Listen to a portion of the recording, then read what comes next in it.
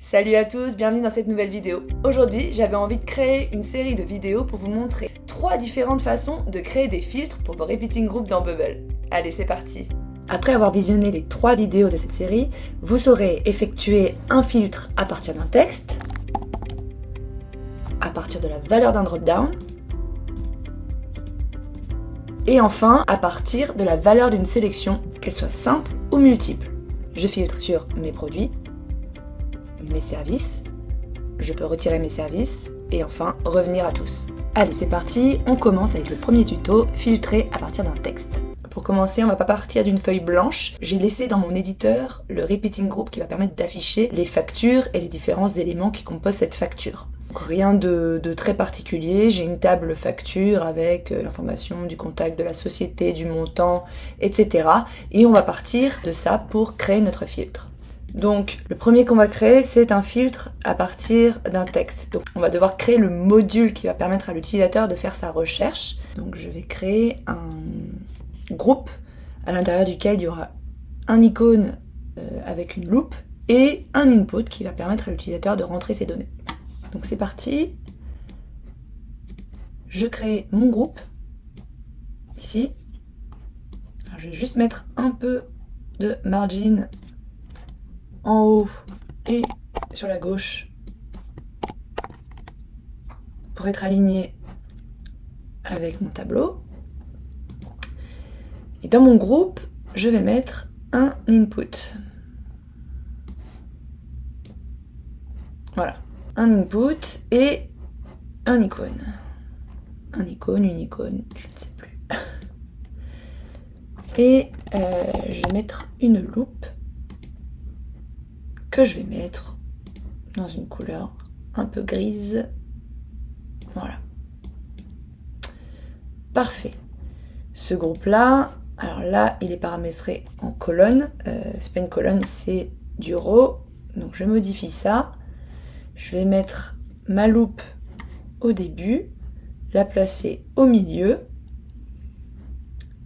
Ici, on le passe en fit width.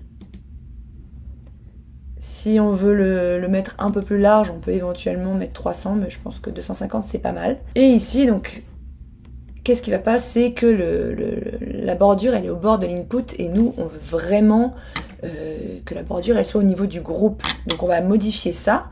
Je vais changer, ici je vais enlever la bordure, voilà,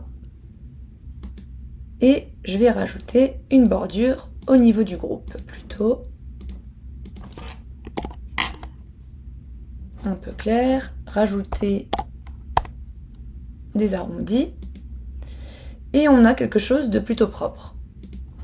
Maintenant ici, on va changer le placeholder, ce qu'on veut c'est rechercher une société, donc on l'indique à l'utilisateur, et voilà pour la partie UI. Maintenant, on va vouloir envoyer l'information rentrée par l'utilisateur au niveau du repeating group. Donc pour ça, on va se rendre directement dans le repeating group.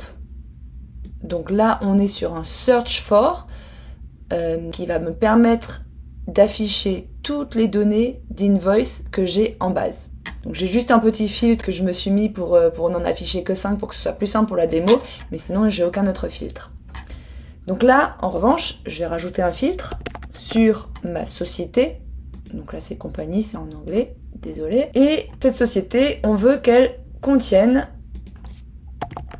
la valeur de mon input. D'ailleurs, c'est pas très bien, j'ai pas renommé mon input, je le fais de suite. Ça, il faut prendre l'habitude d'avoir une bonne nomenclature dans Bubble, sinon on est vite perdu. Voilà. Donc là, j'ai ce qu'il faut.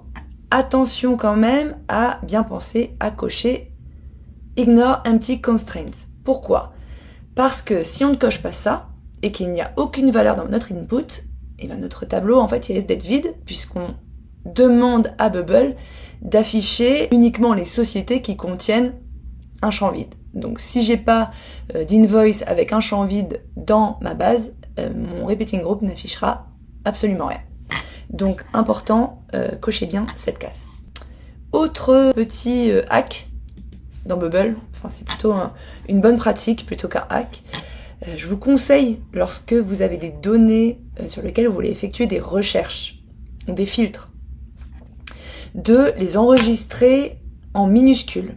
Donc quand vous faites un save invoice par exemple dans votre base de données, vous enregistrez le nom de la société en minuscules en tapant lowercase à la fin de la valeur. Ça va permettre d'avoir toutes vos valeurs en minuscules en base. Donc par exemple ici, dans mes invoices, vous voyez, toutes mes sociétés sont en minuscules. Pourquoi ? Parce que derrière, lorsque l'utilisateur va effectuer une recherche, lui, on ne sait pas s'il va mettre une majuscule, tout en minuscule, on ne sait absolument pas. Et donc l'idée, c'est qu'on évite ce biais au niveau de la casse. Donc ici, dans mon Search for Invoice, je vais rajouter que cette valeur, elle doit être en minuscule. Donc je rajoute lowercase. Comme ça, même si l'utilisateur écrit le nom d'une société en majuscule, on récupérera l'information de ce qu'il a écrit en minuscule. Et donc moi, ça va me permettre de matcher avec ce que j'ai en base. Autre petite information, vous pouvez ici, donc là, dans mon repeating group, vous voyez que je vais chercher le nom de ma société et que je rajoute capitalized word, ce qui va me permettre de mettre une majuscule au nom de ma société. C'est un nom propre, donc ça a du sens qu'il y ait une majuscule.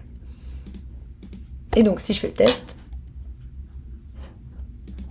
hop, j'ai bien mes majuscules dans mon repeating group.